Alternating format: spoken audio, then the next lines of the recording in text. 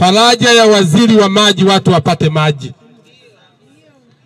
Waziri wa maji, watu hawana maji, waziri wangu hauna maana. Mhandisi wa maji, meneja wa maji wa DAWASA, jukumu lako la msingi kuanzia asubuhi mpaka jioni kwamba uhakikishe watu wanapata huduma ya maji safi na salama. Kama unakuwa meneja wa DAWASA, hata mitaa yako huijui, mateso ya wananchi wako huyajui, nataka niwaambie, zipo taasisi nyingi, tafuta sehemu ya kwenda kufanya kazi.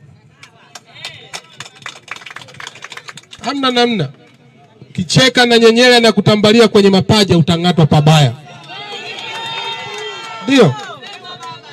Meneja wa eneo hili yuko hapa?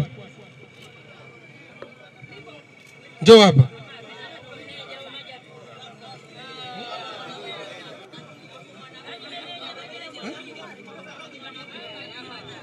Wewe hapa upo meneja wangapi mpo? Meneja mwingine yuko hapa?